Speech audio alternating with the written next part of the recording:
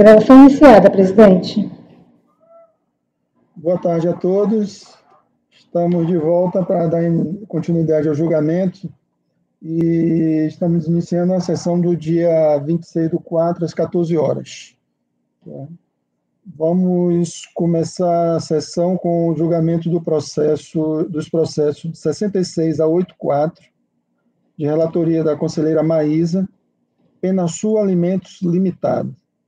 Eu solicito ao apoio que chame a patrona da empresa, por favor. Item 6684 da pauta. Doutora Ana Cláudia, seu processo de ajuda agora. Por favor, verificar mensagens privadas no chat.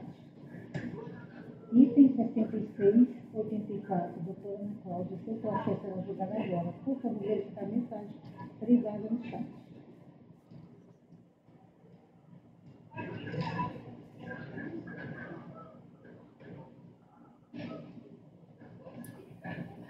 Estou convocada, presidente. Obrigado.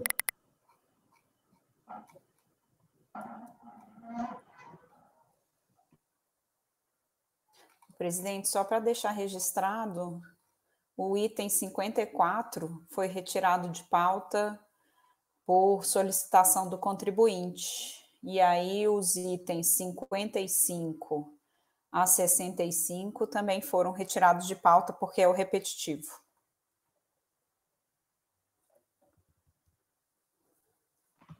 Quais são as empresas, mais?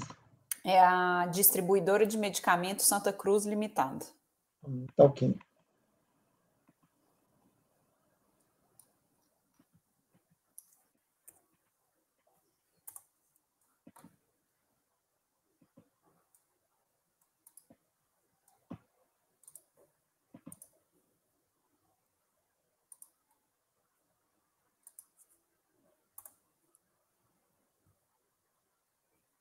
Presidente, Sim.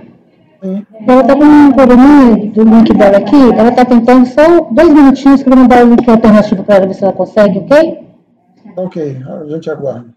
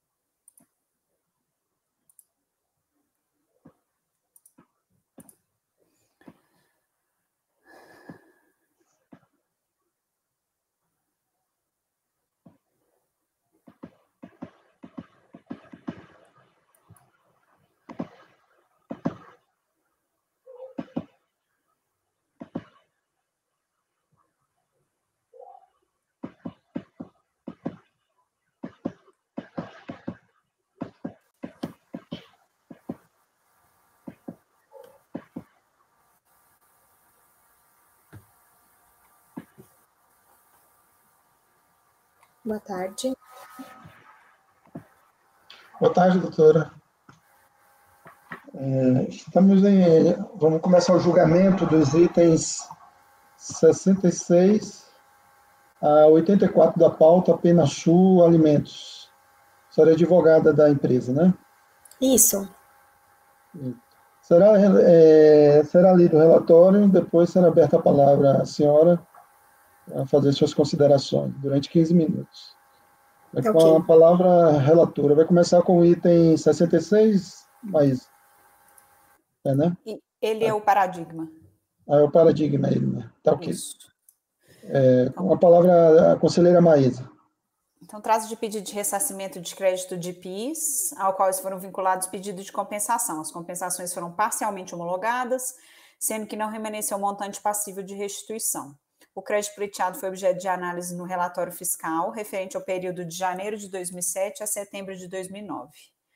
Como se depreende desse relatório, foram glosados valores referentes aos fretes relativos à transferência de produtos acabados entre filiais, fretes marítimos que foram pagos pela pessoa jurídica aos agentes marítimos, parcela do valor dos insumos para a criação de frangos, que não se destinam à produção dela própria, mas por contrato de parceria, crédito presumido, vez que o contribuinte calculou o crédito como se aquisições fossem de origem animal, baseando-se na saída e não nas aquisições, e bens que não se enquadram no conceito de insumo. Sem trazer considerações específicas, a fiscalização relaciona uma série de insumos na tabela 11.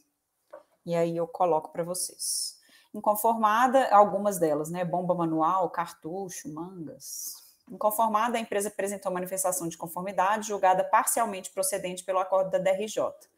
A única questão ao qual foi dado provimento ao recurso se refere aos contratos de parceria agrícola, que é o do item C, que eu indiquei acima, não sujeita a recurso de ofício, sendo as demais glosas mantidas. Então, aí eu só coloco a transcrição do relatório, da decisão da DRJ. Intimada dessa decisão, a empresa apresentou recurso voluntário, na qual requer o julgamento conjunto com o processo referente ao auto de infração final 2011-94, e alega em síntese, eu vou poupar a leitura, porque a patrona vai fazer sustentação oral. Em seguida, os autos foram direcionados ao conselho e ao relatório, presidente. Tá ok. Com a palavra, a patrona, a senhora tem 15 minutos. Ok. Bom, boa tarde, senhor presidente, senhora relatora e demais conselheiros.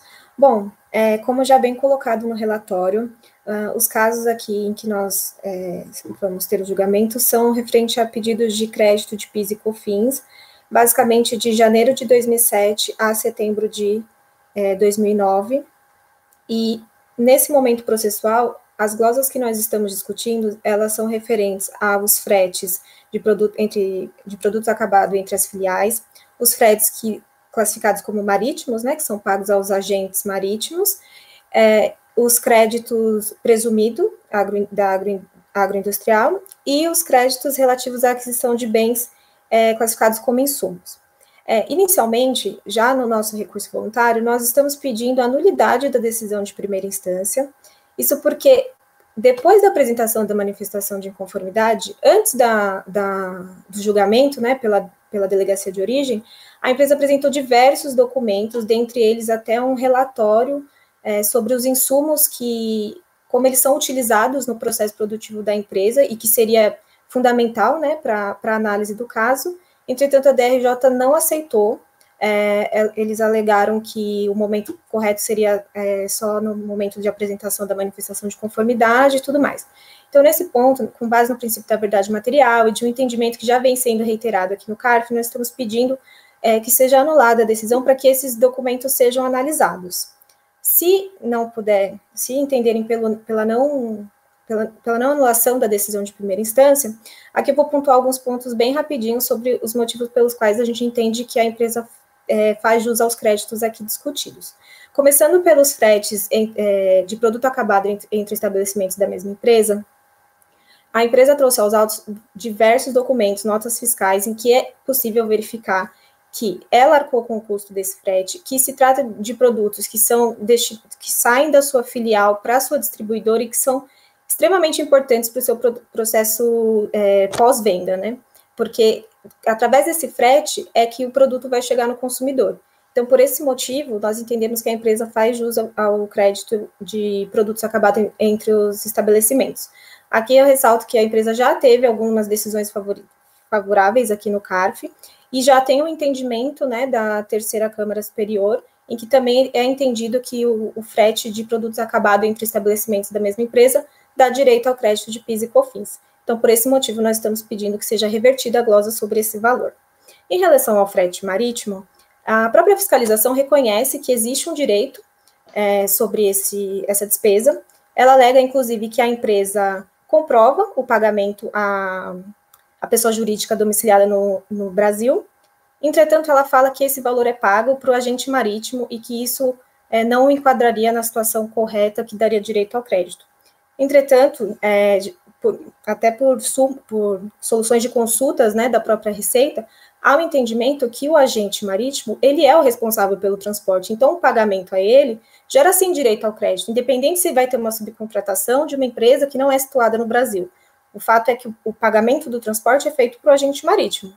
Então, por esse motivo, nós entendemos que a empresa faz sim jus ao crédito em relação ao frete marítimo. Aqui até gostaria de ressaltar a solução de consulta 3 de 2009, que ela fala exatamente nessa questão sobre o agente marítimo, né, ser a pessoa responsável pelo frete da empresa, independente da subcontratação de outras empresas de transportes não localizadas no Brasil.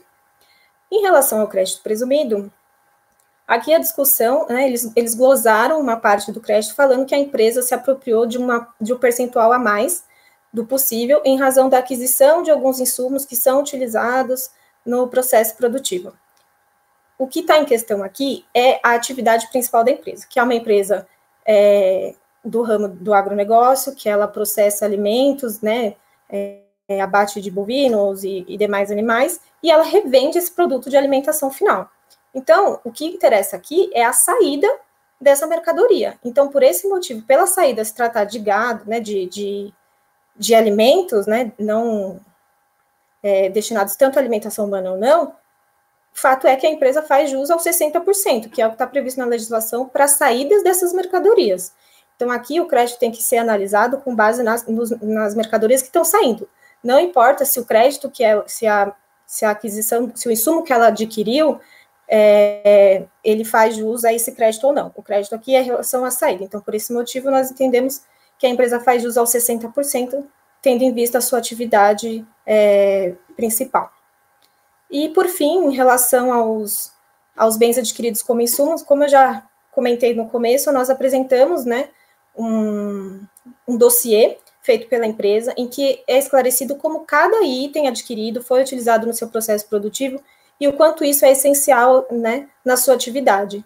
Então, por esse motivo, e com base nessas informações de que realmente esses bens são essenciais à atividade da empresa, nós também entendemos que esse valor, a glosa, né, sobre esses valores também devem ser revertidas.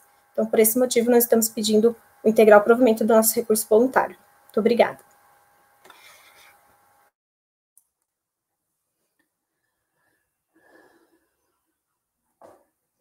Vamos ao voto com a conselheira Maísa. O recurso voluntário tempestivo e cabe ser conhecido. De pronto, cumpre avastar o pleito do sujeito passivo de julgamento conjunto do presente processo com o de número final 2011-94, que se refere a auto de infração lavrado em razão das glosas dos créditos no mesmo termo de verificação fiscal. Isso porque o referido processo já foi objeto de julgamento por este colegiado por ausência de interesse recursal. E aí coloco a ementa para vocês. Ultrapassada essa, e inclusive lá fala que o palco para manutenção, quanto à discussão da motivação da glosa, deve ser nos processos de ressarcimento, que são os que a gente está tratando aqui.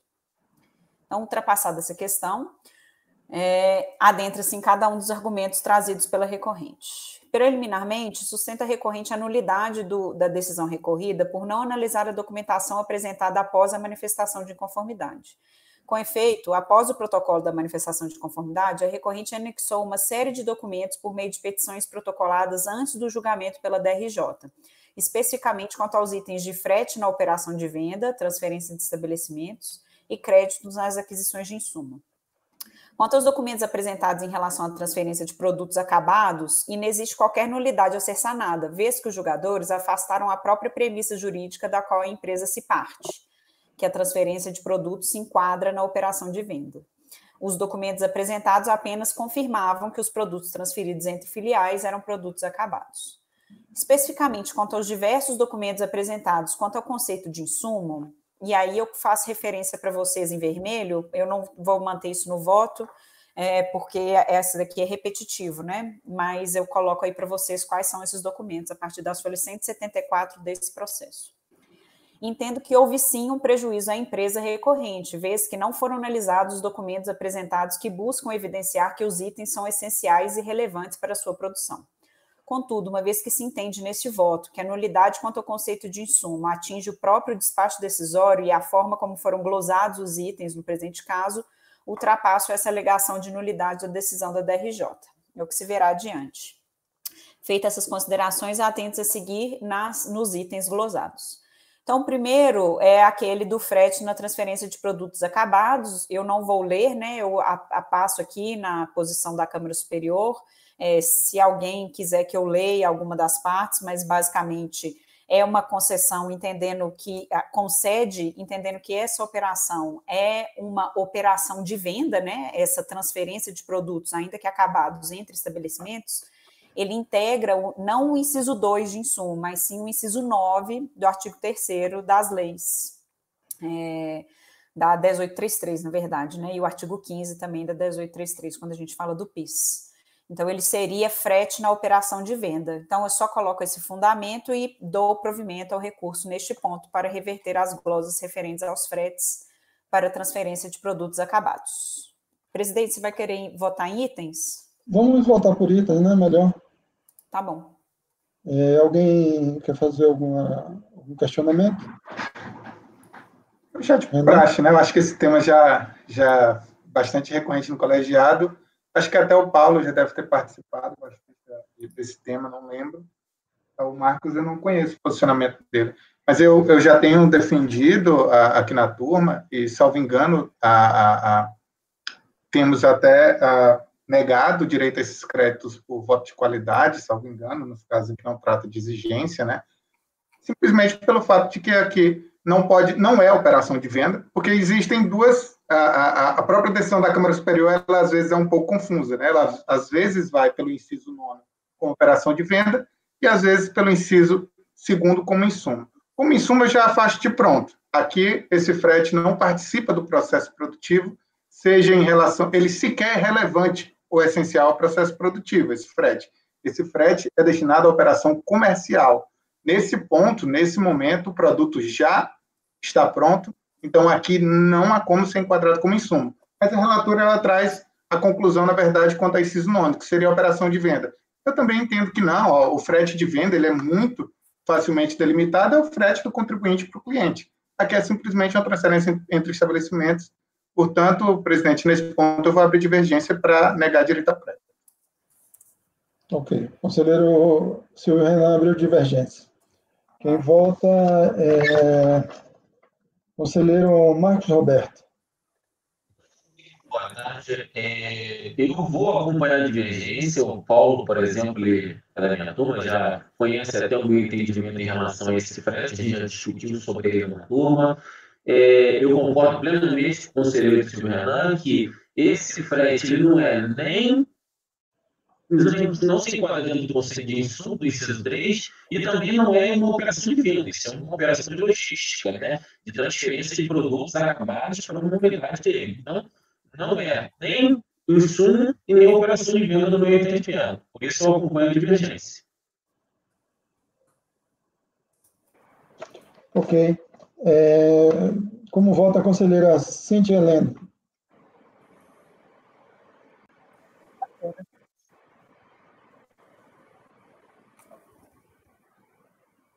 Cíntia, não deu para te ouvir. Conselheira Cíntia? Acompanho a relatora. Viu? Entendi. Como vota o conselheiro Paulo Regis? Eu mantenho meu voto acompanhando a divergência. Ok. Como vota a conselheira Renata Bilim? Eu já me pronunciei várias vezes no sentido de que é possível, então acompanho a relatora. Ok. Como vota a conselheira Thaís de Laurentiis? Presidente, eu também vou acompanhar a relatora, meu voto sempre não, né? Depois da decisão do STJ, passou a ser nesse sentido, então, na verdade, eu vou acompanhar pelas conclusões, porque no meu entendimento, eu dou esse crédito com base no conceito de insumo, porque eu entendo que depois do julgamento do STJ, não se desconsidera o que está ali na lei 10833, na 10637, no sentido de que é o que está atrelado à produção, é necessário haver produção. Entretanto, foi dada uma maior maleabilidade a onde termina e onde começa a produção, né? Então, eu entendo que a partir daí é possível falar em crédito de produtos acabados entre estabelecimentos do mesmo contribuinte, se isso é fundamental para a finalização do seu processo produtivo aí mais perto do conceito de atividade empresarial, né, como foi colocado pelo STJ. Então, vou acompanhar pelas conclusões. Ok. Eu vou acompanhar a divergência, que eu acho que não se enquadra como despesa de venda, nem como insumo, porque é uma despesa que se dá numa fase de pós-produção. Né? Então, acompanho a divergência. Ok, presidente, depois eu leio, mas ficou pelo voto de qualidade esse item, tá? Exato. Pelo voto de qualidade para negar provimento ao recurso voluntário, para manter as glosas quanto ao item de transferência de produtos acabados entre estabelecimentos da pessoa jurídica. Vencidas as conselheiras Maísa, relatora, Cíntia, Renata e Thaís, essa última que acompanhou a relatora pelas conclusões. Ok. Créditos marítimos, de fretes marítimos. Busca recorrente a tomada de crédito sobre os fretes marítimos pagos aos agentes marítimos domiciliados no Brasil, vez que todos os custos e despesas foram por ela suportados. Entretanto, o entendimento reiterado deste Conselho, inclusive com posição já externada por esta turma, é no sentido de que o agente marítimo domiciliado no Brasil atua na condição de mandatário profissional do armador localizado no exterior, sendo que o valor do frete é integralmente direcionado ao exterior. Vejamos, aí eu faço uma série de menções a acórdãos, um da relatora da conselheira Cíntia, o 3402-007-183, que é esse que eu falei que é referente à nossa turma, e dentre outros aqui que eu coloco para vocês. Com uma clara definição do agente marítimo e a razão pela qual não se entende que o frete foi pago à empresa domiciliada no Brasil, adota as razões de decidir trazidas no acórdão 3201-001-997, que eu inventei aqui em cima. Eu não vou ler, não, vou ler só essa parte em negrito aqui. O agente marítimo tem por função exercer a representatividade do armador em uma determinada localidade, colaborar com a empresa armadora nas tarefas de armação do transporte marítimo, dentre as quais se destaca a angariação de carga para os espaços disponíveis do navio e o controle das operações portuárias de carga e descarga. O agente marítimo é a pessoa jurídica que o armador nomeia como seu mandatário, encarregando de representá-lo comercialmente perante os contratantes de seu serviço e também perante as autoridades administrativas dos portos de partida e destino. Então, ele só representa o navio em terra, praticando em nome do armador ou capitão os atos que esse teria de realizar pessoalmente. Em sendo essa a natureza contratual, existe entre o armador e o agente, os valores pagos foram pelo recorrente ao agente marítimo pelo frete internacional de cargas na condição de mandatária das empresas transportadoras. Estes os armadores que efetivamente perceberam tais valores. Assim sendo, tendo em vista que os contratos de transporte foram firmados com pessoas jurídicas não domiciliadas no Brasil, mostra-se correta a glosa promovida pela autoridade fiscal, devendo ser mantida a decisão recorrida. Por essas mesmas razões, cabe ser negado provimento ao recurso nesse ponto, devendo ser mantidas as glosas dos fretes internacionais pagos a agentes marítimos. Tá ok. Algum questionamento? Não? Então, como vota o conselheiro Silvio Renan? Então, a relatora já foi bem enfática na quantidade de jurisprudência e decisões que já existem nesse sentido, me fazem acompanhar. Então, acompanhar a relatora, presidente. Vota o conselheiro Marcos Roberto. Como é, relatora? Como vota a conselheira Cíntia Helena? Com a relatora. Ok. Como vota o conselheiro Paulo Regis? Acompanha a relatora. Obrigado. Como vota a conselheira Renata Belin? Acompanha a relatora. E como vota a conselheira Thaís de Laurentiis? Com a relatora, presidente. Ok, eu também vou acompanhar a relatora. 3 é o cálculo do crédito presumido. Nesse ponto, entenderam a fiscalização e os julgadores da DRJ que o cálculo do crédito presumido pela pessoa jurídica como agroindustrial foi realizado de forma equivocada em função de suas saídas e não em função dos insumos adquiridos. Então, eu só coloco aí para vocês que foi isso, que ele coloca lá, mostra assim, fundada a alegação do impugnante de que, por comercializar produto de origem animal, tem direito ao crédito calculado à alíquota de 60%, independentemente do tipo de insumo adquirido. Aí eu só transcrevi esse da DRJ. Entretanto, o entendimento adotado pela recorrente para o cálculo do crédito, considerando a mercadoria por ela produzida e comercializada e não em função do insumo, foi referendada por este Conselho por meio da súmula 157 do CARF, que coloca lá o percentual da alíquota do crédito presumido, previsto no artigo 8º, será determinado com base na natureza da mercadoria produzida ou comercializada pela agroindústria e não em função da origem do insumo. Então, conforme a ratio trazida pela referida súmula, está correta a forma de cálculo presumido realizado pelo sujeito passivo, cabendo ser dado provimento ao recurso nesse ponto. Acho que a gente nunca tinha apreciado esse tema aqui na turma. Não. Eu realmente não lembro. Eu até cheguei a olhar, viu, Renan, se tinha alguma outra coisa, e até olhei o histórico dessa súmula. Enfim, é uma questão que a gente eu não me recordo da gente ter visto algo com essa composição. Com essa composição. Isso. Porque na época do Valdir teve muito. Isso aí. Acho que virou súmula, inclusive, porque era bem muito reiterado. Isso aqui era tema de artigo de PIS/COFINS no CARF em 2010, assim, que o povo brigava. Daí consolidou e virou a súmula. Eu não lembro da gente ter usado essa súmula uma vez, mas interessante.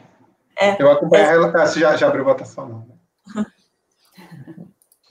Ok, algum questionamento? Não? Então vamos à votação. Conselheiro Silvio Renan, como vota? Acompanha a relatora. Ok. Conselheiro Marcos Roberto, como vota? Também acompanha a relatora. O seu microfone está com algum problema, Marcos? Assim que está com meio... Está com eco. Meio abafado, Com eco. Tá ruim ainda? Tá com eco, né? Está com algum problema. Daqui a pouco eu saio e volto de novo. Ok. Continuando. Conselheira Cintia Helena, como vota? Com a relatora. Conselheiro Paulo Regis, como vota? Acompanho. Conselheira Renata Bilim, como vota? Está com o microfone fechado. Acompanho. Foi? Conselheira Thaís, foi. Conselheira Thaís de Laurentiis, como vota? Com a relatora. E eu voto com a relatora também. Ok? Então, vamos lá. Agora do crédito de insumo. Discute-se neste item a extensão do conceito de insumo com a possibilidade de tomada de crédito de PIS/COFINS sobre valores glosados pela fiscalização. Aí aqui eu só fiz aquela ideia de que teve julgamento do STJ, que passou a identificar a questão da essencialidade ou relevância, parecer normativo 5 de 2018, e aí, então, eu vou lá no final da página 13. Oi? Oi? Posso continuar? Sim. Então, no termo de verificação fiscal, a fiscalização procedeu com a glosa de diversos itens aproveitados como insumos pela empresa, com fulcro no fundamento geral das instruções normativas 247 e 404, sem identificar qualquer razão específica para a glosa. A tabela 11 do termo traz uma ampla relação de produtos para a qual o contribuinte anexou aos autos a explicação de cada item e como é utilizado em sua produção. Uma vez que a fiscalização realizou uma negativa geral para a tomada do crédito, entendo que o mais prudente seja o reconhecimento da nulidade do despacho nesse item, para que a fiscalização refaça o trabalho fiscal com fulcro no julgamento do Superior Tribunal de Justiça e no parecer normativo 5 de 2018, para que reconheça a validade do crédito ou identifique, por meio de novo despacho motivado, apenas aqueles itens que efetivamente não sejam essenciais ou relevantes para o processo de produção da pessoa jurídica. Essa providência busca evitar a supressão de instância e a ofensa ao duplo grau de jurisdição administrativa, considerando que não foram desenvolvidas razões específicas para a glosa dos créditos e porque eles não se enquadram no conceito de insumo. Deve-se salientar que para o despacho decisório não se aplica a vedação do artigo 146 do CTN, aplicável aos lançamentos de ofício, sendo pertinente o novo trabalho fiscal a ser realizado para reavaliar o crédito de insumo originariamente negado no despacho decisório. Como se depreende dos autos, a recorrente se dedica a atividades de criação, beneficiamento, abate, fabricação e comercialização de produtos agropecuários. E atentando-se para a ampla lista trazida pela fiscalização no anexo 11, possível identificar uma série de bens que são essenciais à produção, vez que sem os quais não é possível fazer a manipulação dos alimentos, como, por exemplo, mangas elásticas descartáveis, luva, máscaras descartáveis, óculos incolor, antibactante, avental, entre outros. E a empresa anexou aos autos uma declaração de uso sanitário na produção de carnes, evidenciando como cada um dos itens é utilizado em seu processo de produção, sendo certo que a fiscalização entender que esses documentos não são suficientes para demonstrar, cabe a ela solicitar novos. Que se a fiscalização entender que eles não são suficientes, né, cabe a ela solicitar novos. Assim, cabe à fiscalização proceder com uma nova análise desses insumos à luz da nova posição em torno do conceito de insumo, para que reconheça, que é do RESP 1.221.170 e o parecer normativo, para que reconheça o crédito pleiteado pela empresa ou seja proferido novo despacho devidamente motivado, para que seja viabilizada a instauração de novo contencioso administrativo quanto às parcelas que eventualmente não se enquadram nesse conceito. Importante que eventuais novas glosas ou manutenção de glosa anteriormente realizadas sejam devidamente motivadas, com a identificação das razões pela quais a fiscalização não identifica que o item se enquadra no conceito de insumo como relevante ou essencial ao processo produtivo. Com isso, cabe ser dado parcial provimento ao recurso voluntário neste ponto para que seja reconhecida a nulidade do despacho decisório quanto à análise dos créditos de insumo, para que seja proferido novo despacho à luz da nova posição em torno do conceito de insumo. Então, ante o exposto, eu voto no sentido de dar parcial provimento ao recurso voluntário para reverter as glosas dos itens de transferência de produtos acabados, do cálculo do crédito presumido e considerar nulo o despacho quanto às glosas de créditos de insumo. Cabendo ser feito novo despacho para identificar as parcelas que não se enquadram no conceito definido pelo STJ e pelo parecer normativo. É como voto, presidente. Ok. Então, você está pedindo a nulidade. A Cíntia está com o microfone ligado. Oi, desculpa. Então, você está pedindo a nulidade do despacho decisório porque houve uma negativa geral, né? Não houve discriminação. E se vocês olharem lá no despacho, no próprio despacho, ele coloca uma lista enorme, tem um monte de itens lá. Eu só quis colocar aí alguns dos itens. E eu achei que se eu pedisse uma diligência, eu achei que iria possivelmente causar esse problema da supressão de instância. Então, por isso até que eu não pedi uma diligência de cada um desses itens, porque eles trouxeram a explicação de como que ele é utilizado no processo produtivo deles. Tanto que ela até pediu a nulidade da decisão da DRJ que eu tinha afastado anteriormente. Então, eu achei que é mais coerente. Era isso mesmo que eu queria perguntar. A gente vai debater, presidente, um pouquinho? Sim. Pode? Sim, pode. Eu queria entender por que a Maísa deu uma solução diferente aqui, porque a gente sempre baixa diligência, né? Eu tô com um pouco de dificuldade, Maísa, porque... Então, nesse caso, assim, ou bem ele é nulo por falta de motivação, que ele não tem motivo, é o que eu penso a princípio, sabe? Não abrir aqui o despacho, né? Mas olhando seu voto. Então, ele é nulo porque ele não motivou devidamente, ele deveria ter ido item a item explicado bonitinho. Ou bem, ele adotou um critério, que eu entendo que insumo é isso. E todos esses bens aqui não são considerados como insumo. E daí, ao longo do processo administrativo, essa ideia vai sendo debatida e eventualmente superada ou não, né? Então, eu não sei se não seria igual aos outros casos, entendeu? E seria a diligência mesmo, assim. Eu entendo que não, porque nesse caso aqui, se você olhar, ele não chegou nem a trazer exemplificativamente o porquê que a luva ele não considerou como integrante do processo de produção.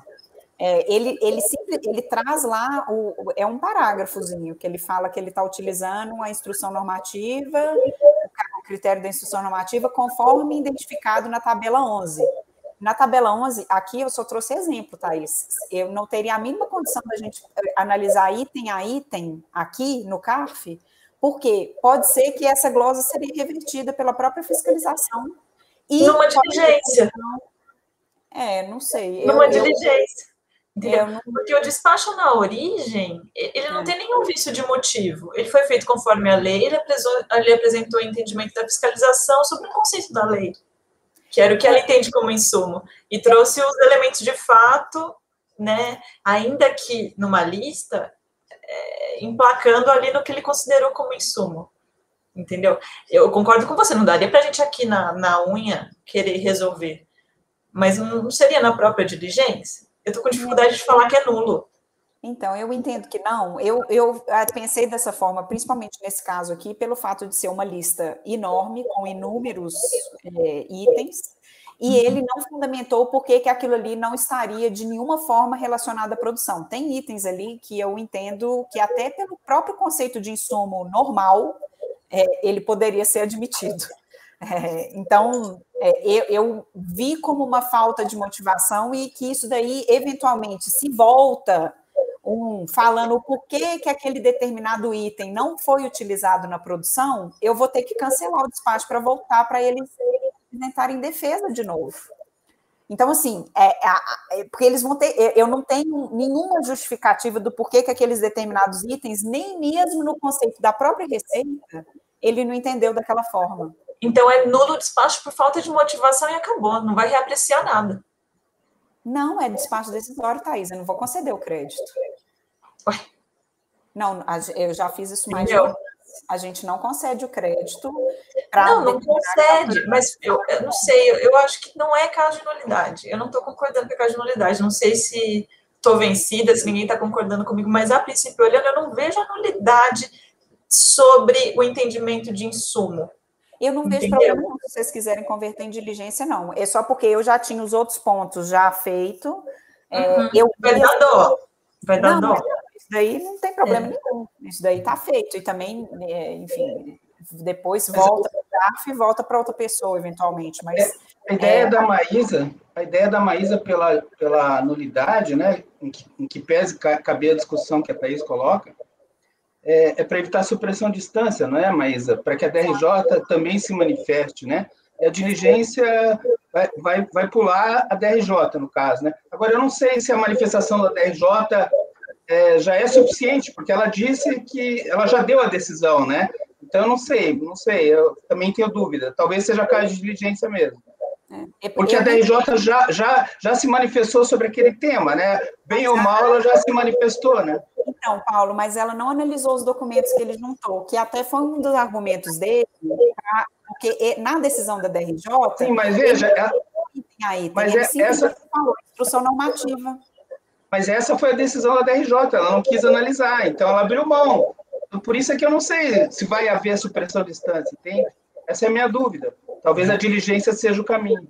Conselheiro Marcos Roberto queria falar antes de segurar.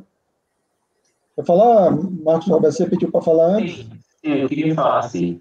Então, assim, eu entendi a colocação da doutora Cris, especialmente para que sejam analisados os documentos lá pela unidade de origem.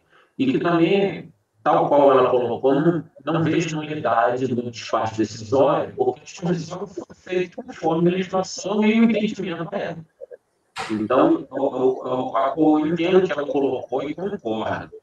Eu acho, inclusive, quando da análise à época, por exemplo, os processos produtivos, a forma como ele tem o andamento todo, não tinha esse conhecimento ético que já passa a ser relevante hoje para a análise desses insumos. Então, com base nisso, eu acho que, de fato, teria que realmente ser analisado pela unidade de origem. Mas tem um ponto que eu acho importante que está dentro desse processo como um todo. A doutora Maísa, ela foi e julgou, pelo que a gente já analisou aqui, aquela parte dos prédios, a parte do crédito presumido, e, salvo engano, o processo está dentro do mesmo despacho decisório. Ou estou equivocado, doutora Maísa?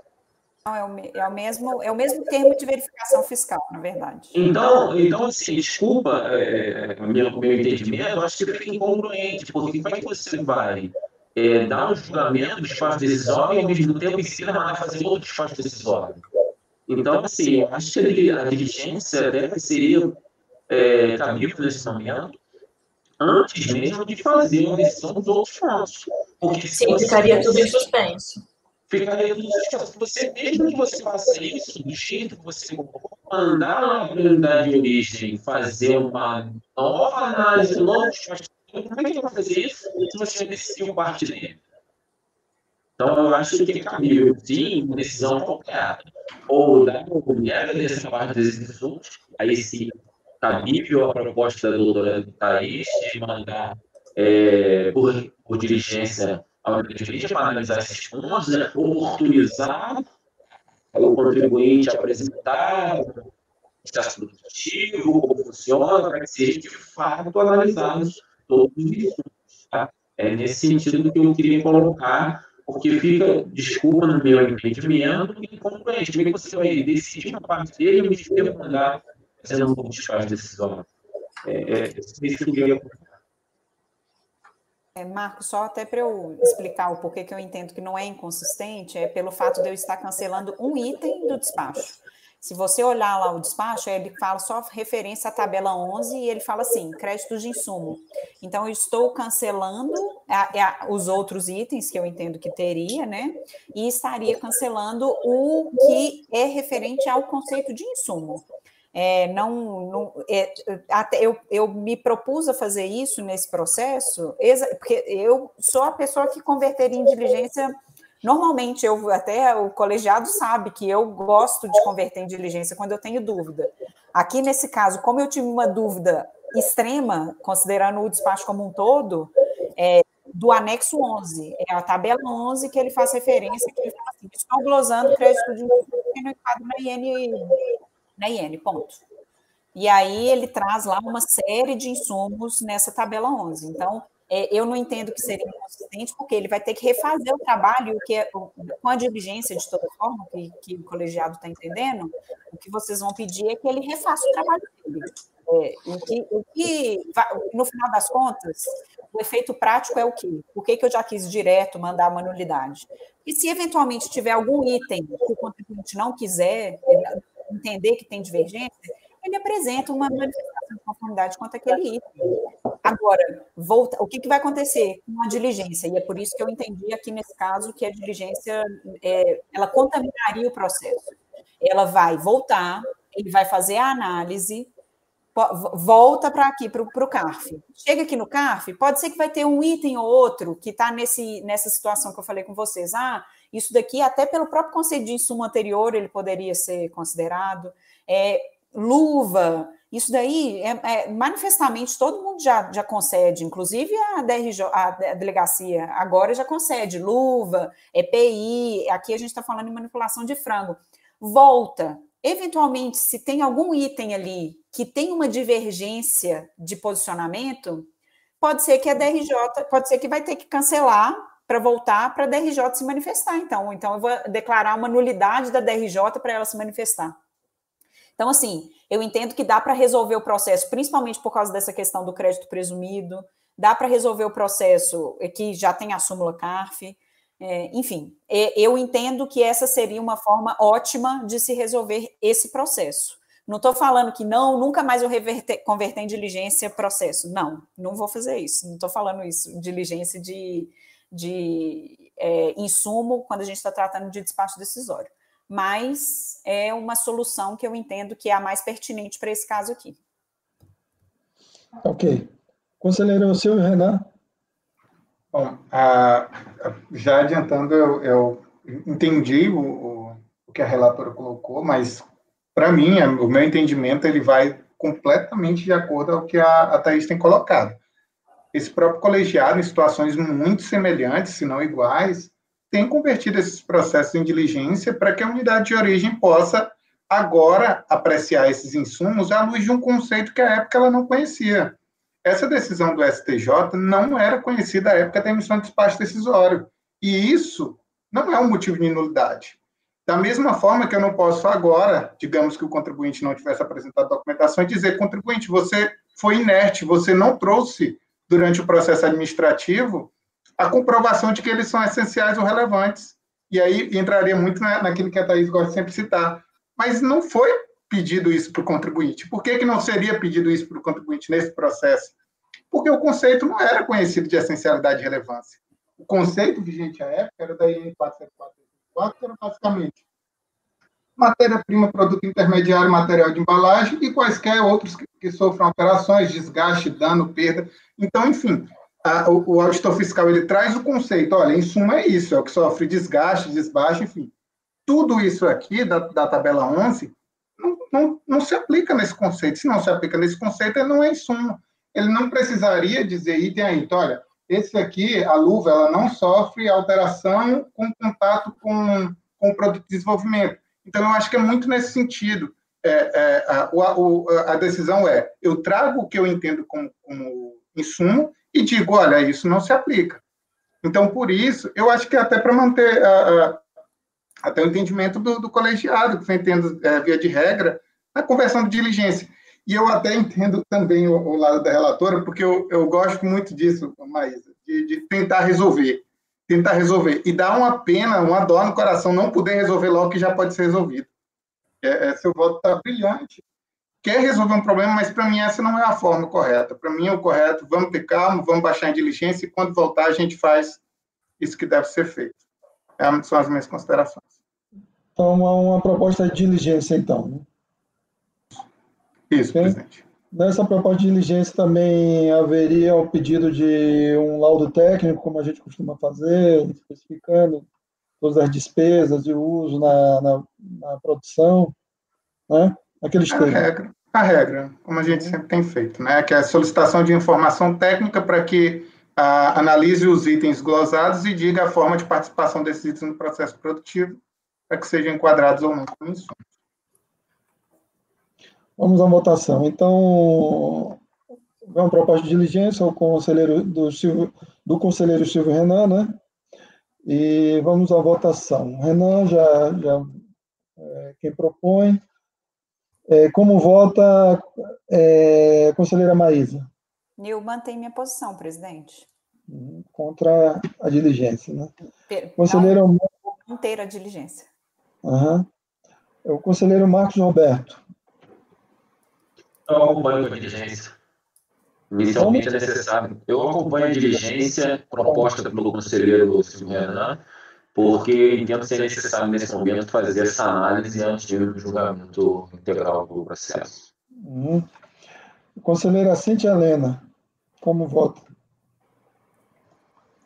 Eu entendo as colocações da conselheira relatora, mas considerando as ponderações da divergência do Renan, eu acompanho a diligência.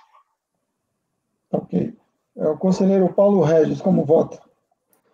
Eu acompanho a diligência proposta, principalmente fundamentada também pelo que o Marcos Roberto falou, né?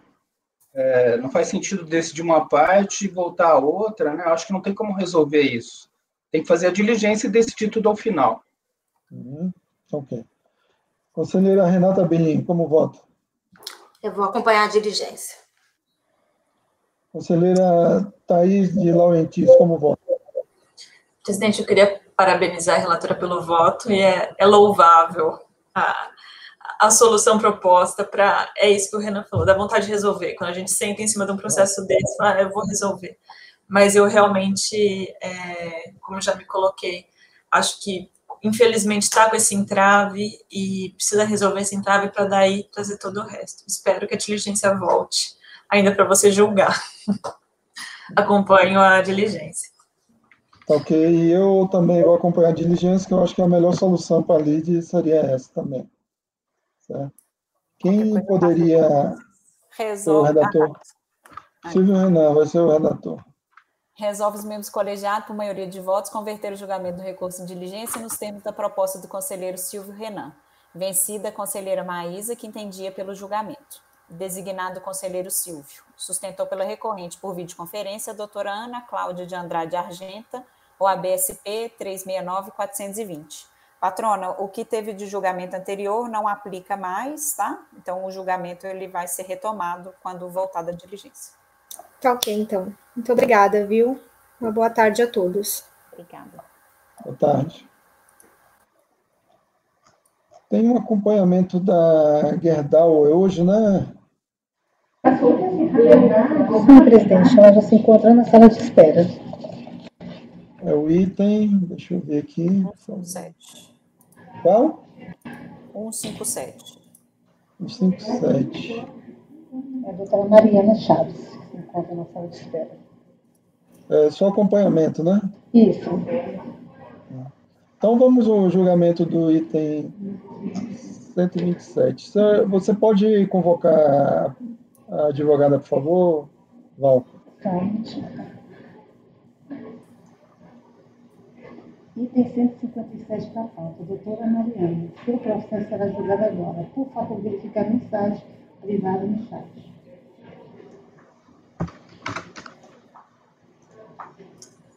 Ai, tomei um susto. Eu achei que fosse o de IPI. Falei, nossa, o que está fazendo aqui no meio dessa pauta de PIS/COFINS? Mas agora que eu vi que é o de embargos. É um antigo meu da Gerdau. Ele estava parado por causa do valor, ele voltou. Esse processo originalmente era seu, ele? Eu acho que não, viu? Eu acho que eu herdei de alguém, eu acho que eu herdei do Diego. Diego, acho que você tinha tudo visto. Não, eu acho que ele foi o Não, Jorge Freire. Tá lá. Foi você que foi a relatora do recurso voluntário? O recurso voluntário era Jorge Freire, eu fui designada como redatora do voto vencedor. Foi isso, eu fiz voto vencedor, de alguma parte. Aqui.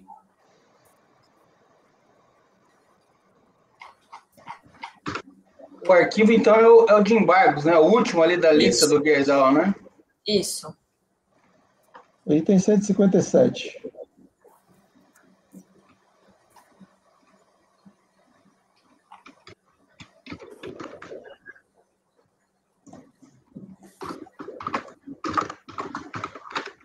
Aquela turma, a composição só tem eu, você e Maísa, né? Foi o primeiro mês que eu cheguei. Não, aliás, foi o terceiro mês de julgamento. Foi em agosto, parece, esse processo. 2017, agosto de 2017.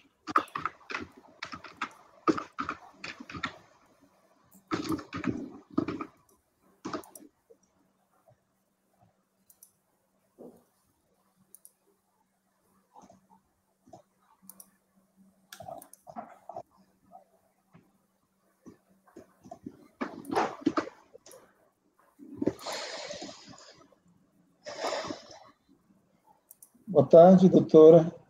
Boa tarde. A senhora só vai acompanhar, né, o julgamento da Gerdau, 157. Exato, só acompanhar.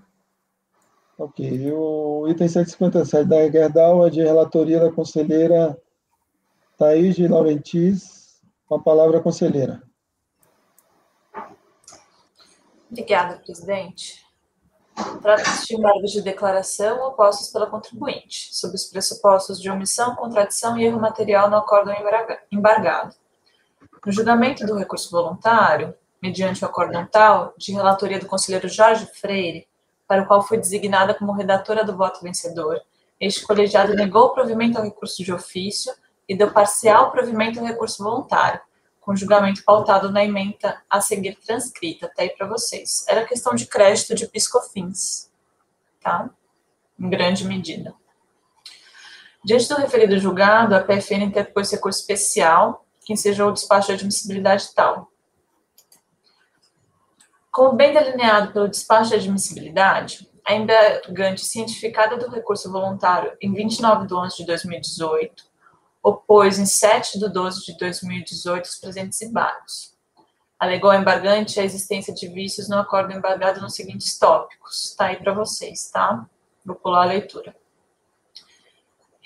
Requereu o conhecimento dos embargos, defendendo sua tempestividade, bem como seu acolhimento para que os vícios fossem supridos com atribuição de efeitos infringentes. A conclusão do despacho de admissibilidade, depois de analisar ponto a ponto as alegações da embargante, foi o seguinte, que os embargos eram intempestivos, tá? Então, foi parcialmente conhecido, porque conheceu só na parte que considerou que existiam inexatidões materiais, e daí não seria objeto de embargos de declaração, mas sim de embargos inominados que não têm prazo, tá? Então, foi conhecido para falar do subitem indicado no voto vencedor, 2.4, não 2.6, e com relação a esses serviços aqui de pinturas industriais em equipamentos, estruturas, edificações, etc. Tá? E encaminhou para mim. Fecha aspas. Inconformada com o conhecimento apenas parcial de sua peça, a embargante apresentou manifestação denominada recurso hierárquico de folhas tais, na qual insiste na tempestividade dos embargos. Por despacho de folhas tais, a presidência do CARF não conheceu do referido recurso, sob o argumento de que não existe previsão legal que lhe dê fundamento. Tá? Por fim, determinou que fosse dada ciência ao contribuinte e os autos fossem remetidos para julgamento. É o relatório, presidente. Ok, pode ir ao voto. Do segmento. Isso. De acordo com o despacho de admissibilidade, confirmado por despacho da presidência, os embargos são intempestivos e só devem ser conhecidos em relação às inexatidões materiais apontadas pelo embargante. Estou citando o RICARF e passo ao mérito. A primeira é a inexatidão material diz respeito à menção ao tópico 2.6 no acórdão embargado, a qual estaria equivocada. De fato, no voto vencedor consta o seguinte trecho, 2.4.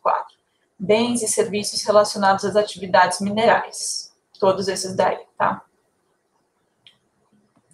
Voltando.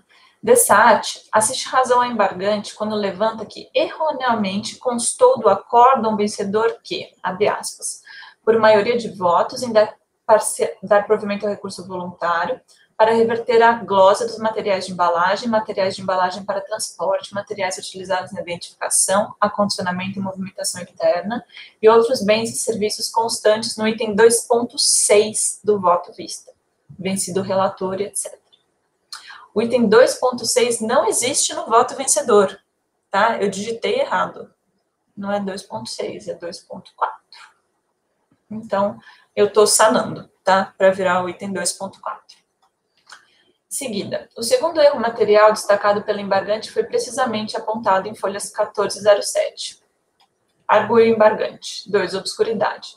Serviços de pinturas industriais em equipamentos, estruturas e edificações industriais e equipamentos utilizados diretamente na produção de bens destinados à venda. 12. Ao negar o provimento ao recurso voluntário em relação aos grupos, também fez para os serviços de pinturas industriais em equipamentos, estruturas e edificações. Ocorre que este último grupo não era objeto do recurso voluntário, como demonstra o índice das glosas ali tratadas, folha 739. Isto porque a diligência que precedeu o julgamento em primeira instância, a fiscalização reviu os lançamentos, reclassificando os grupos. Ato contínuo expurgou as glosas referentes às aquisições empregadas em máquinas e equipamentos, entre elas relativas a pinturas industriais e papapá. Tá? E isso aqui que eu estou citando é o despacho decisório, né? E, então, o próprio despacho decisório fala que está com razão o embargante nesse ponto, tá? Então, que isso não era objeto do recurso, que sobrou no final das contas, né?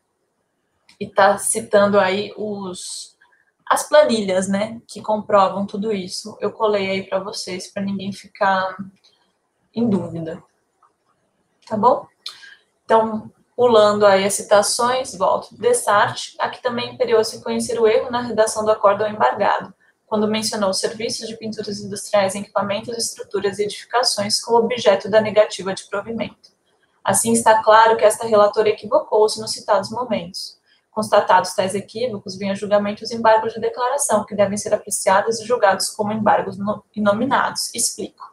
E daí eu só estou falando do artigo 66 do RICARF, né? Que tem uma previsão específica dos embargos inominados, em razão de lapso manifesto, tá? E lá no último parágrafo, já no presente caso, o que se busca é justamente um dos fins a que se destinam os embargos inominados, sanar lapso manifesto constatado nos autos, qual seja a correção de erros materiais na redação do acórdão embargado. Dispositivo. Por tudo quanto exposto, voto no sentido de conhecer parcialmente, na parte conhecida, acolher os embargos, conhecidos e julgados como inominados, relativamente às inexatidões materiais, para que seja corrigido o acórdão 3402.004.344, o qual deve ser lido com a seguinte redação. Daí eu acho melhor ler, dizer que a patrona está aí, qualquer coisa, se eu errar de novo, já me fala, pelo amor de Deus. Tá? Acordam os membros do colegiado, por unanimidade de votos, negar provimento ao recurso de ofício. Por unanimidade de votos, negar provimento ao recurso voluntário em relação aos seguintes itens. Materiais utilizados na manutenção de instalações industriais, serviços de manutenção, conservação e construção de instalações industriais, serviços de criação, escoreamento e estiva de produtos destinados à venda, serviços de transporte de produtos destinados à venda, serviços de infraestrutura para a movimentação de produtos siderúrgicos destinados à venda e aluguéis de caminhões. Por unanimidade de votos, dá provimento ao recurso para reverter as glosas referentes a gastos com fretes de vendas de produtos acabados, erroneamente glosados pela fiscalização como sucata, conforme demonstrado no voto à vista. Por voto de qualidade, negar provimento à reversão dos fretes nacionais de insumos importados e entre empresas em relação aos fretes relativos a produtos não identificados, assim como em relação ao treinamento sobre o funcionamento de equipamentos da área industrial, tais como autoforno e laminação. Vencidos os conselheiros Diego, Thaís, Maís e Carlos Daniel. O conselheiro Thaís apresentou declaração de voto. Por maioria de votos, dá provimento ao recurso para reverter as glosas dos materiais de embalagem para transporte, materiais utilizados na identificação, acondicionamento e movimentação interna, e outros bens e serviços constantes no item 2.4 do voto vista. Vencido o relator Jorge Freire, designado Thaís para o voto vencedor. Por unanimidade, dá provimento ao recurso voluntário para reverter as glosas dos serviços de sondagem de minério de ferro para a fabricação ou produção de bens destinados à venda. Vencido Jorge Freire, Maria Aparecida e Pedro Bispo. Designada Thaís para o voto vencedor. Por maioria de votos, dá provimento ao recurso para reverter as glosas em relação aos serviços de tratamento de resíduos industriais e serviços de transporte de resíduos industriais. Vencido o conselheiro Jorge Freire, designado Thaís. Fecha aspas. É o fim. Então, sumiu a parte lá das pinturas, que tinha que sumir, e o 2.6 virou 2.4. Então, eu acho que com isso ficou corrigido o acórdão embargado, presidente. Ok. Algum questionamento? Não? Conselheiro Silvio Renan, como vota? Acompanha a relatora. Ok. Conselheira Maísa, como vota? Com a relatora. Conselheiro Marcos Roberto, como vota? Conselheira Cíntia Helena, como vota? Acompanho. Certo. O conselheiro Paulo Regis, como vota? Com a relatora. Okay. Conselheira Renata Birim, como vota? Com a relatora. E eu também acompanho a relatora. Então, acordo os membros do colegiado em conhecer em parte dos embargos, em conhecer em parte, na parte conhecida, colher os embargos conhecidos e julgados como inonimados, relativamente às inexatidões materiais, nos termos do voto da relatora. Acompanhou o julgamento pela embargante, a doutora Mariana Chaves Barcelos Teixeira, OAB de onde, patrona? Rio Grande do Sul. OAB Rio Grande do Sul, 54008. Obrigada. Okay. Obrigada, boa tarde a todos. Boa tarde também, doutor.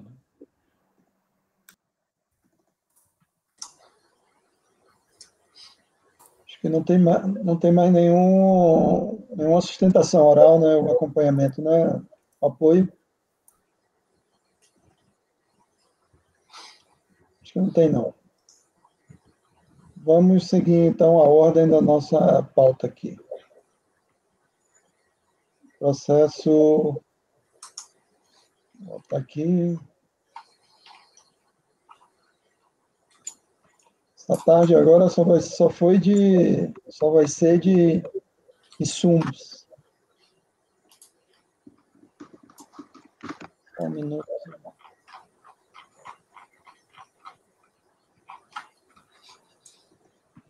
Os dois, o primeiro processo da pauta e o segundo aqui de hoje à tarde, 45, 46, são da minha relatoria, certo? Vamos começar aqui pela Bequest, Central de Serviço Limitado.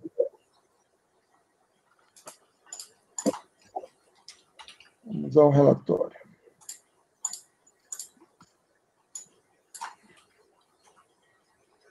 Ou bem relatar os fatos, adota um relatório da decisão recorrida com os devidos acréscimos. Trata-se de auto de infração relativo aos períodos de 1 de 2014 a 12 de 2015, por meio dos quais se exigem contribuições para o PIS, PASEP e COFINS, multa de ofício no percentual de 75% e juros de mora. Termo de verificação fiscal. Por meio do termo de verificação fiscal de folhas tais a tais, a autoridade lançadora escreve que escopo o trabalho. O procedimento fiscal teve por escopo verificar o cumprimento de obrigações tributárias relativas ao PIS e à COFINS nos anos calendários 2014 e 2015. A verificação restringiu-se à aplicação pela contribuinte da legislação do PIS e da COFINS no regime não cumulativo, no que tange ao correto aproveitamento de créditos. Ação fiscal, com base em consulta no sistema informatizado da Secretaria Especial da Receita Federal do Brasil, RFB, aliadas aos esclarecimentos e documentos apresentados pelo contribuinte, foram obtidos, dentre outras, as seguintes informações. 1. Os dados informados na escrituração fiscal digital, FD, não correspondiam aos valores correspondentes constantes nas planilhas de apuração do PIS e da COFINS de 2014 e 2015, entregues pela contribuinte em resposta à intimação, TIF 01 e TIF 06, a TIF 06, sendo que nem todas as notas fiscais referenciadas na contabilidade, tampouco os respectivos contratos, capazes de amparar tais apurações, foram apresentados. Saliente-se, então, por meio do termo de estimação fiscal 8, esclarecimentos e apontamentos dos valores válidos de apuração. Né? Em resposta ao termo de estimação fiscal 08, a contribuinte respondeu: esclarecimento. Abaixo espelhamos a FD contribuições entregue. Em seguida, demonstraremos o comparativo entre a FD, memória de cálculo. Quanto à divergência entre a FD entregue e a nossa memória de cálculo, entendemos que a memória de cálculo, por nós elaborada, é a apuração que deverá ser considerada pela senhora auditora fiscal. Respondeu ainda no item 7 que todas as notas fiscais para fim de apropriação estão sendo apresentadas nas respostas desse termo.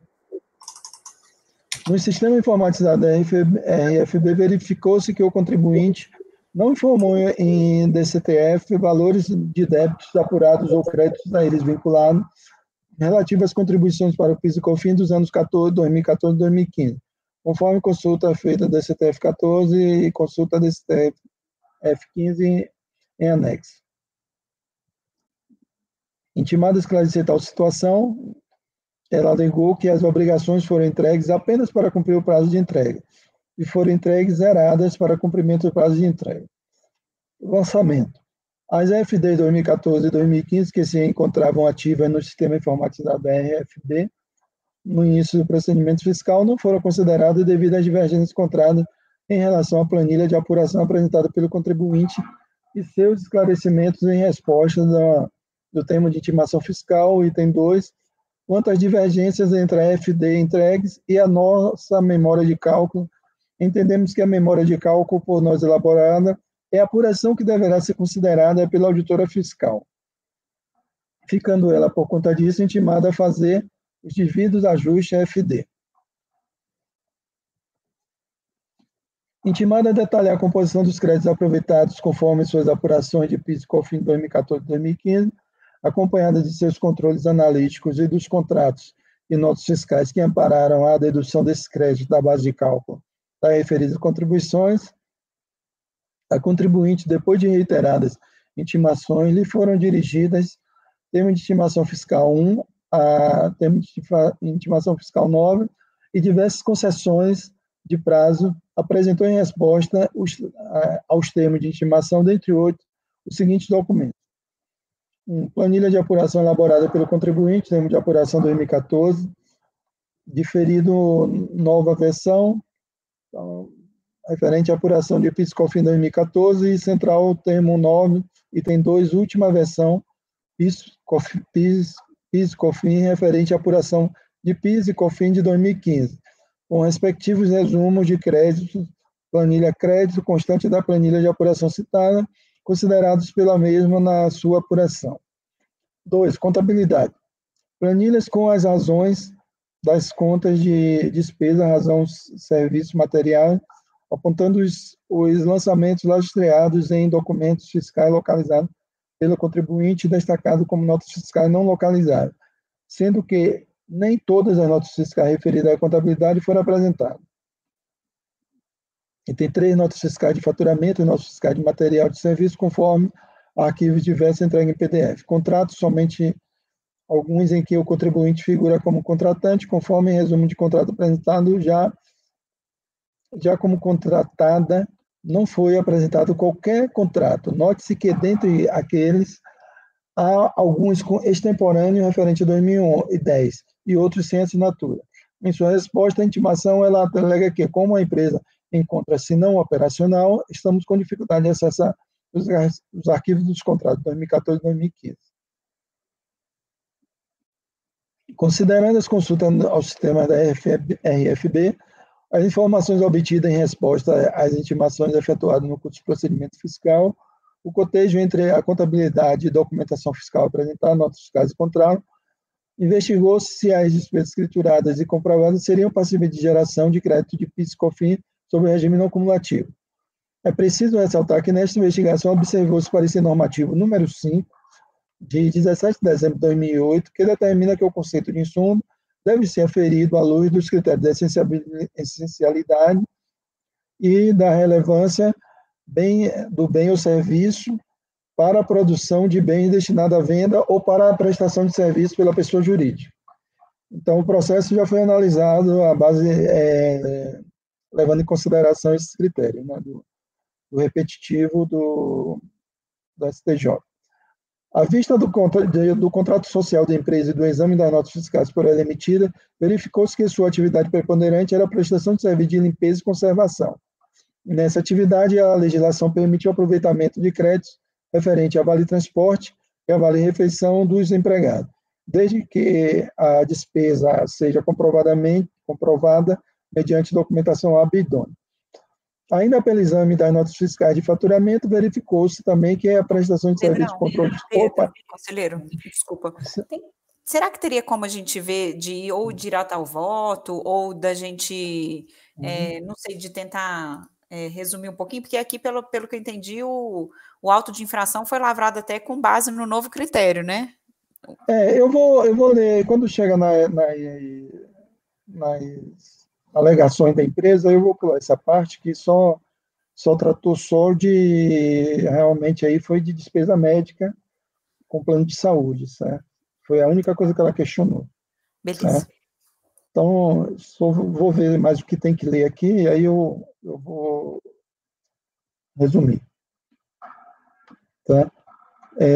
Por maioria do voto, peraí, eu entrei, foi no voto agora, foi de...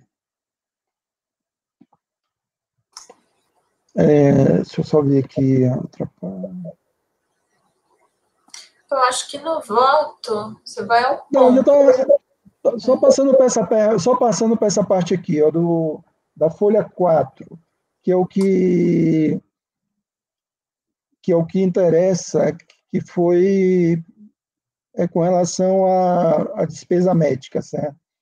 Esse item aqui, transcreve-se emendas da solução de consulta RFB que versam sobre variados tipos de despesa.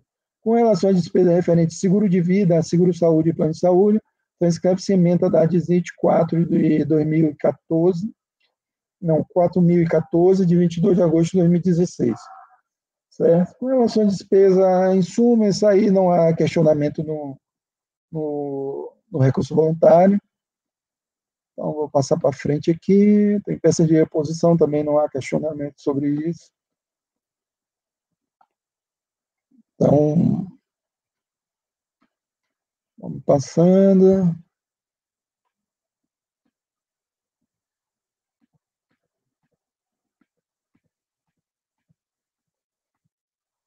Ok, então, melhor eu realmente ir direto ao voto, né, que, continuando aqui, só no relatório para concluir. Em seguida, né, depois a DRJ negou provimento ao recurso voluntário, né, ao recurso voluntário não, a impugnação do contribuinte. Em seguida, devidamente notificada, recorre depois do presente recurso voluntário que ele tinha na forma do acordo. Em seu recurso voluntário, a empresa suscitou as mesmas questões preliminares e no mérito, apenas questionou a glosa dos créditos calculados sobre despesas com assistência médica, repetindo as mesmas argumentações apresentadas na impugnação. É o relatório. O recurso voluntário é tempestivo e atende demais requisitos de admissibilidade, a razão pela qual dele se deve conhecer.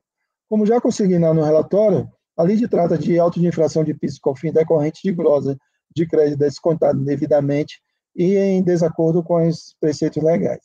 A empresa é uma sociedade empresarial por cota de responsabilidade limitada, tendo como objetivo principal desenvolver atividades associadas à prestação de serviço de conservação e limpeza, bem como a prestação de serviço de controle de estacionamento, gestão de infraestrutura, recepcionista, além de manutenção predial, jardinagem e higiene hospitalar com fornecimento de materiais.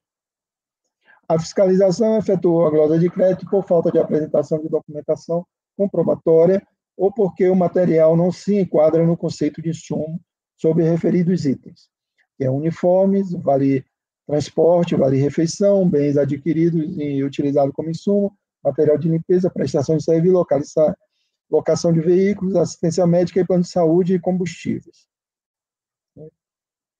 Em sede preliminar, a recorrente alega vício no procedimento fiscal atinente à superficialidade do termo de verificação fiscal e insuficiência probatória na autuação, o que deve ensejar o cancelamento dos autos de infração. Afirma em sua defesa que a fiscalização limitou-se não somente a apurar as notas fiscais apresentadas pela recorrente, sem realizar uma análise mais aprofundada da atividade por ela desenvolvida, conforme se depreendeu de alguns trechos do termo de verificação fiscal, folhas tais a tais, que aventou exempli gratia na apuração dos créditos de PIS/COFINS, consideraram-se as notas fiscais escrituradas relativas ao período fiscalizado e que o contribuinte apontou como localizadas. Nesse passo, é importante destacar que é devido à autoridade fiscal apreciar de maneira detalhada o modelo de negócio desenvolvido pelo contribuinte, os seus processos e procedimentos relativos à execução dos serviços, a composição do custo e do serviço prestado, bem como as despesas incorridas, para fundamentar a lavratura de uma autuação fiscal, o que não foi feito. E, não obstante, no que concerne às regras de distribuição do ônus probatório, determina o artigo 373 do CPC, que incumbe ao autor o ônus de provar fatos constitutivos de seu direito, enquanto ao réu incumbe o ônus de comprovar a existência de fatos impeditivos, modificativos ou extintivos do direito sustentado pelo autor.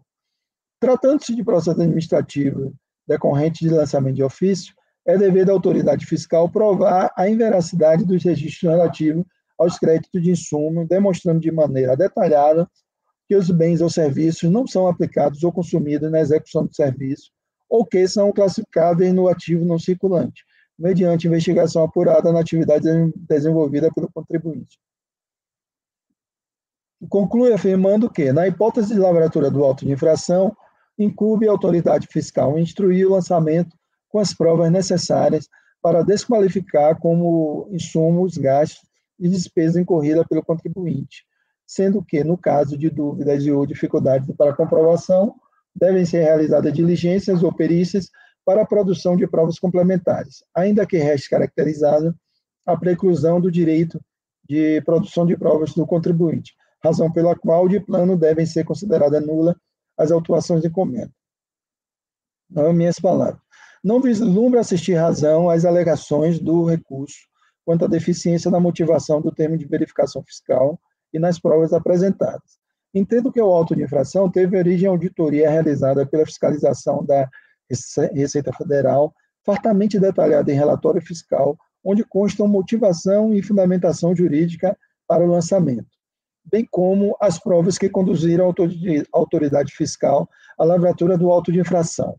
Se a prova é insuficiente, como a dos recorrente, não se deve seguir na direção da nulidade, mas da eventual insubsistência da autuação. Porém, o que se observa na descrição dos fatos é que a fiscalização fundamentou detalhadamente cada glosa operada, seja por falta de apresentação de documentos ou porque o material adquirido não se subsume no conceito de insumo no âmbito das contribuições da PIS e a COFINS.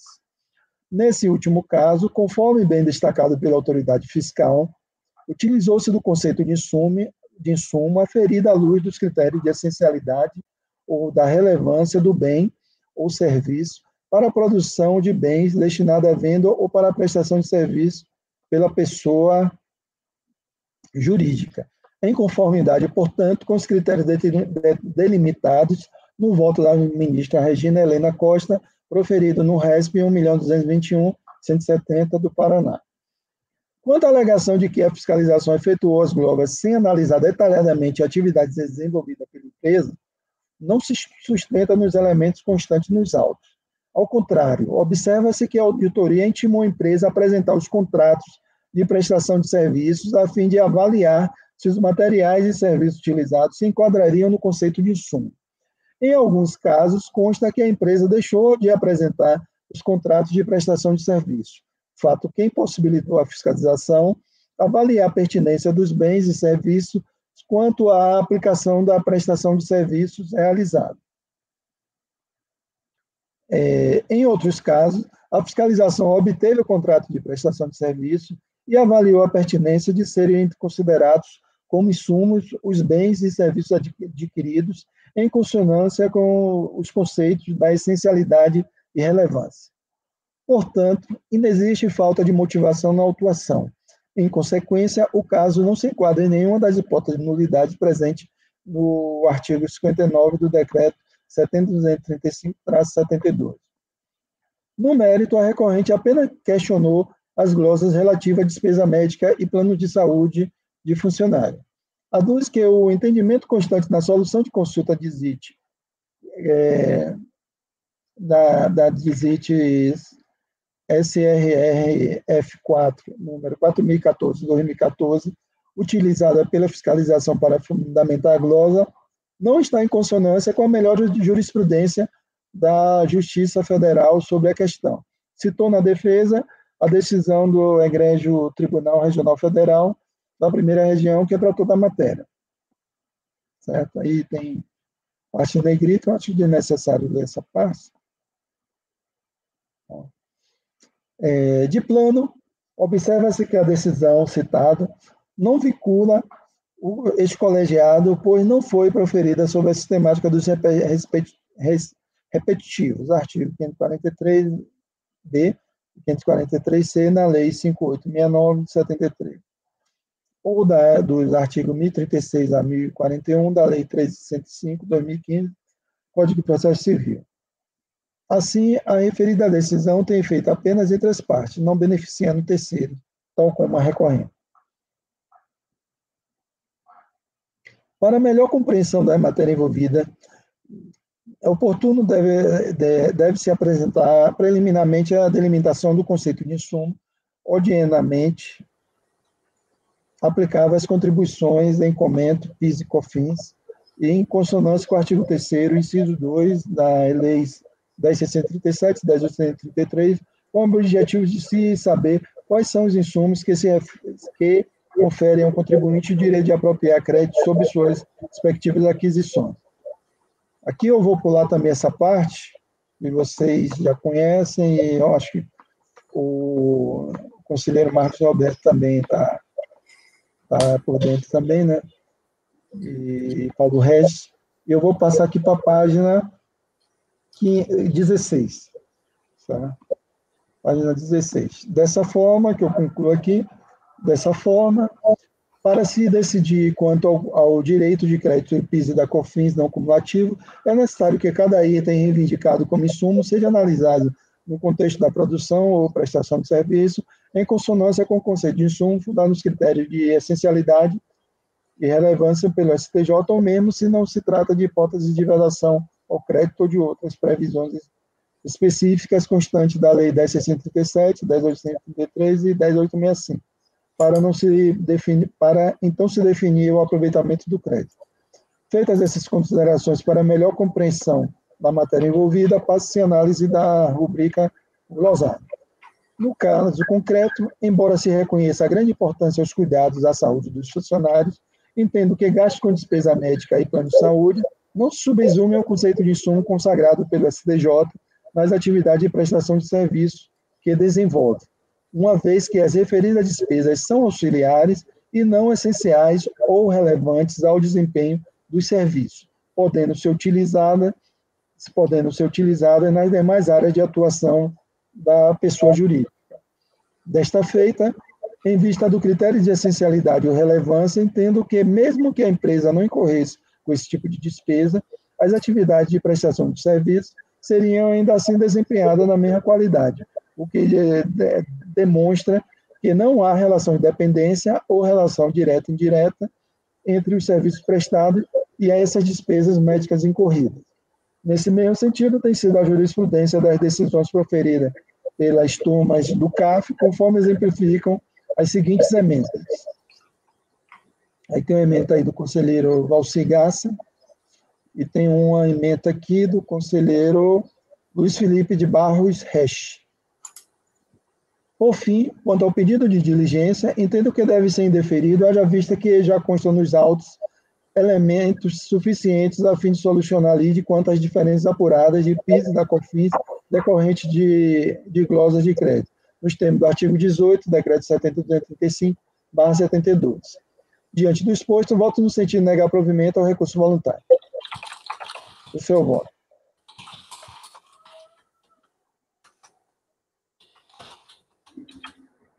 Algum questionamento? Não? Claro, não sei se existia alguma divergência contra a plano de saúde, despesa médica, eu creio que não, né? Acho que é muito claro. Eu acho que é porque é empresa de limpeza, e daí tem aquele inciso específico da 10.833, que fala de vale alimentação, vale transporte, não.